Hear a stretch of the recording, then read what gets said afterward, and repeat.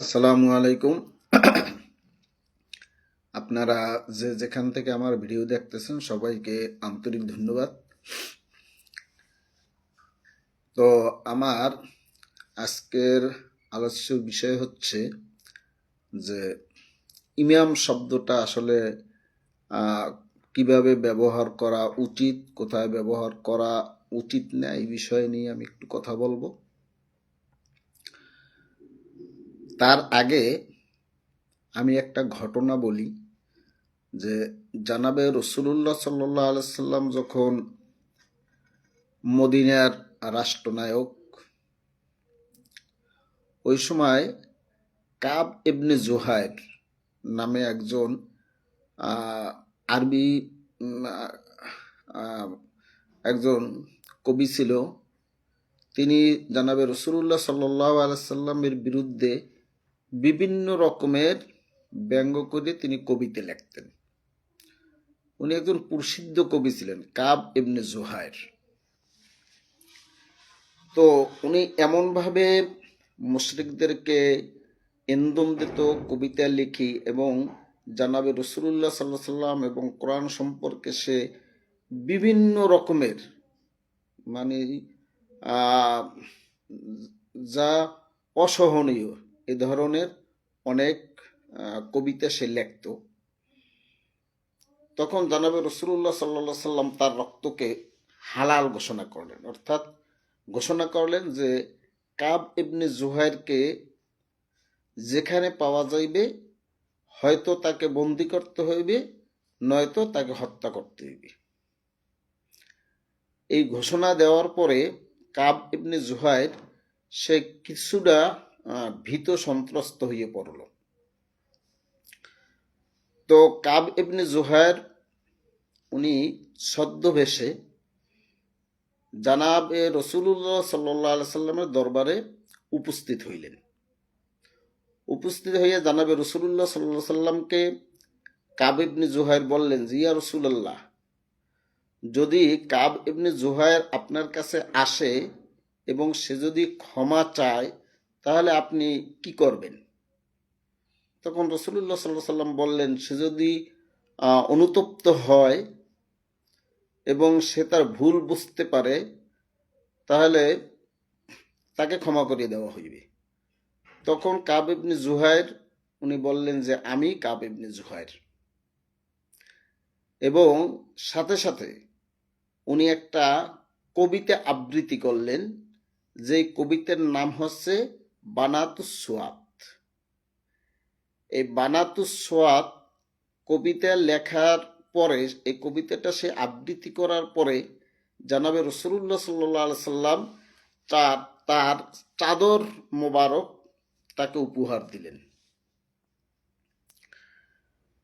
অর্থাৎ ওই কবিতার ভিতরে জানাবে রাসূলুল্লাহ সাল্লাল্লাহু আলাইহি সাল্লামের গুণ কীর্তন করা হয়েছিল, কোরআনের গুণ কীর্তন করা হয়েছিল, এবং সে যে ভুল পথে ছিল সেই বিষয়টা সে ফুটিয়ে তুলছে, ইত্যাদি ইত্যাদি।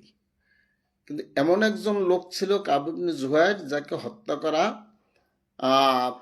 জায়েজ ঘোষণা করা হয়েছে, তাকে যে জায়গায় পাইবে হত্যা করবে। এই রকমের একজন শত্রু যখন জানাবে রাসূলুল্লাহ সাল্লাল্লাহু আলাইহি সাল্লামের দরবারে উপস্থিত হইলেন, তিনি কিন্তু তাকে ক্ষমা করিয়ে দিলেন, আশ্রয় দিলেন। তো মূল বিষয়টা হয়েছে যে আমরা আসলে ব্যক্তিগতভাবে বলি, দলীয়ভাবে বলি, আমরা কেউ কারো প্রতি সেই হিংসাত্মক মনোভাব থেকে দূর হইতে পারি না। নিজের মন থেকে হিংসাত্মক মনোভাব এটাকে আমরা দূর করতে পারি না। একজন ব্যক্তির বিরুদ্ধে কথা বলতেই হইবে, একটা দলের বিরুদ্ধে কথা বলতেই হইবে। এই জন্য আমাদের একটা নেচার এবং কালচারে পরিণত হয়েছে, বুঝি আর নাই বুঝি, বুঝি আর নাই বুঝি, একটা কমেন্ট করতে হইবে, একটা গালি দিতে হইবে। এইটা যেন আমাদের একটা ব্যাড হ্যাবিটে পরিণত হয়ে গেছে, আমরা এইটা করি। আমি এর আগেও বলছি যে ফেসবুকে যারা কমেন্ট করবেন একটু চিন্তা ভাবনা করবেন, আপনি মারা যাবেন কিন্তু আপনার কমেন্ট মারা যাবে না। এমন হইতে পারে যে আপনি যাকে গালি দিয়েছেন তার কাছে আপনার ক্ষমা চাওয়ারও সৌভাগ্য হবে না, ক্ষমা চাওয়ার মতো কোনো সময় সুযোগ আপনি পাবেন না। এই জন্য ফেসবুকে এইভাবে নিজে না বুঝে একটা বিষয় আমি বুঝি না, জানি না, কিন্তু আমার মন থেকে যেভাবে মন চায় ওইভাবেই আমি মন্তব্য করি, গালিগালাজ করি। এইটা কিন্তু মারাত্মক একটা অপরাধ। মূল বিষয়টা হয়েছে যে সেদিন ইমাম এবং খতিবের একটা সম্মেলনে বিএনপির স্থায়ী কমিটির সদস্য জনাব সালাউদ্দিন সাহেব উনি যোগদান করছেন এবং ওনার বক্তব্যে উনি বলছেন যে আমাদের ইমাম, জাতীয় ইমাম তারেক রহমান।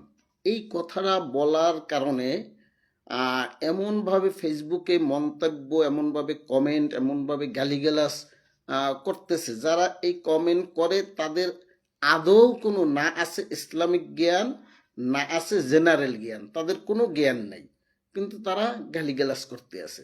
একটা জিনিস লক্ষ্য করেন যে ওনার এই কথার প্রতিবাদ জামাতে ইসলাম থেকে তার এই কথার প্রতিবাদ হয় নাই, ইসলামী আন্দোলন থেকে তার এই কথার প্রতিবাদ হয় নাই, খেলাফত মজলিস থেকে তার এই কথার অর্থাৎ বাংলাদেশে যে কয়টা ইসলামিক দল আছে এবং যারা সেই বিজ্ঞ আলেম, তাদের পক্ষ থেকে কোনো রকমের বিবৃতি বা আপত্তি করা হয় না। কিন্তু আমরা যারা সাধারণ মানুষ, আমাদের না আছে ইসলামিক জ্ঞান, না আছে জেনারেল জ্ঞান, আমরা গালিগালাজ করতে আসি।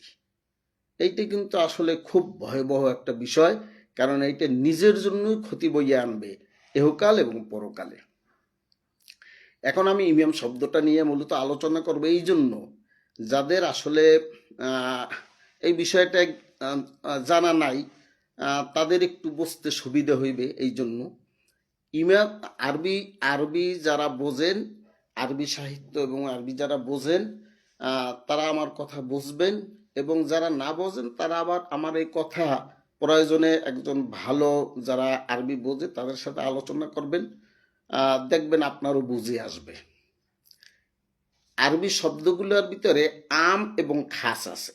আম খাস কি, যে কিছু কিছু শব্দ আছে যে এই শব্দটা একাধিক ক্ষেত্রে ব্যবহার করা যায়, আবার কিছু কিছু শব্দ আছে খাস, যে এই শব্দটা শুধু খাস করে দেওয়া হয়, যে শুধু এই শব্দটা এই জায়গায় ব্যবহার হইবে।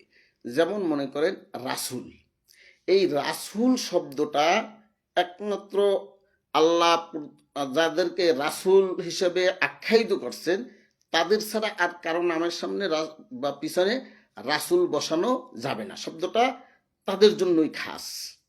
নবী রাসূল এ কথাটা তাদের জন্যই খাস। কোরআন যদি আমি বলি, তো কোরআন দ্বারা পৃথিবীর আর কোনো কিতাবকে বুঝাইবে না, শুধু কোরআন ছাড়া। এই শব্দটা কোরআনের জন্যই খাস। ইঞ্জিল যদি আমি বলি, তাহলে ইঞ্জিল কিতাব ছাড়া আর কোনো কিতাবকে বুঝাইবে না, কাজে এই শব্দটা ইঞ্জিল কিতাবের জন্যই খাস।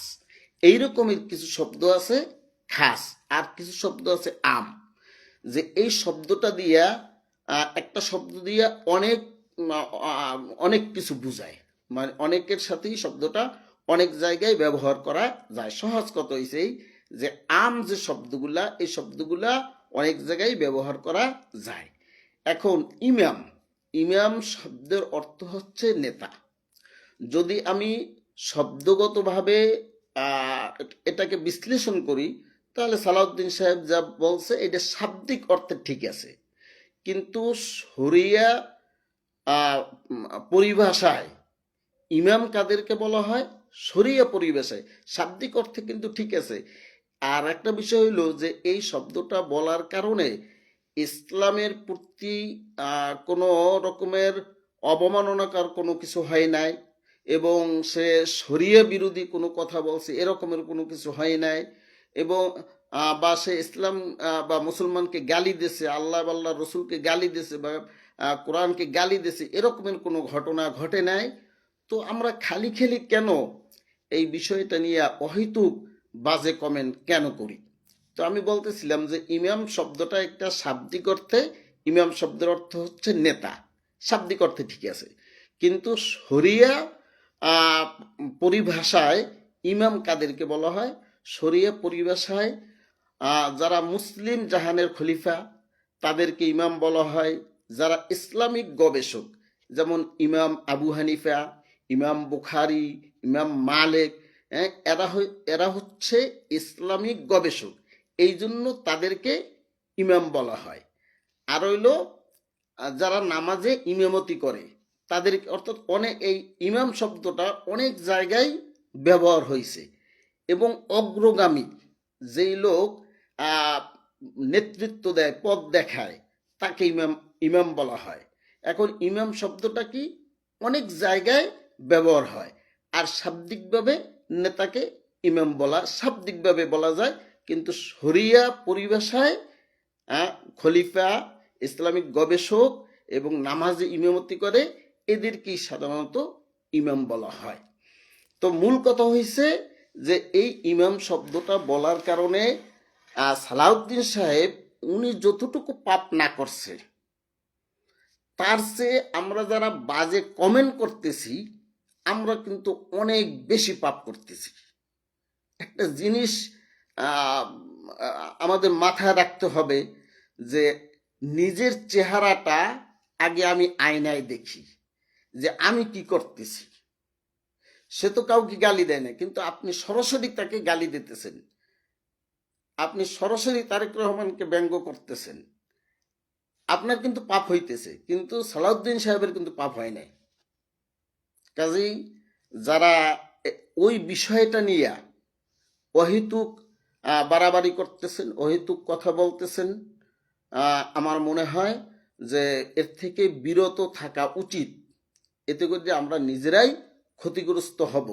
কারণ আপনি একজন মানুষকে যখন অহেতুক বাজে মন্তব্য করবেন, বাজে কথা বলবেন, তখন আপনাকে এগুলো আসলে এর থেকে আমাগো এই প্রতিহিংসা থেকে আমাদের বেঁচে থাকা উচিত। কারণ এই 5ই আগস্টের আগে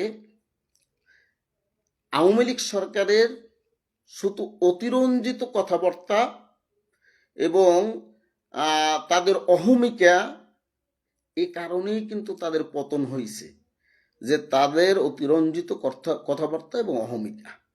তো আমরা কোনো দলকে এইভাবে হ্যারাসমেন্ট হয়, অপমানিত হয়, এটা আমি সবার জন্য বলছি, সব দলের জন্য। আমার গতকালকে ডক্টর শফিকুর রহমান সাহেবের একটা কথা খুব ভালো লাগছে। উনি বলছে যে আমি যদি নির্বাচিত হই তাহলে আমি দেশের জন্য, দেশের মানুষের জন্য কি কাজ করব, এইটা বলতে বলতেই আমার সময় চলে যায়। তারপর আমি অন্য কাউকে খোসা দিয়া কথা কখন বলবো? আসলেই তো আমরা আসলে কি করতে চাই, ভবিষ্যতে জনগণের জন্য আমরা কি করতে পারবো, আমরা এই সব বিষয় নিয়ে কথা বলি। অহেতুক একটা মানুষকে হ্যারাসমেন্ট করা, একজন মানুষকে, তারেক রহমান আর সে বাংলাদেশের একজন সম্মানিত নাগরিক, তিনি একজন একটা সে কোটি কোটি মানুষের নেতৃত্ব দানকারী একজন লিডার।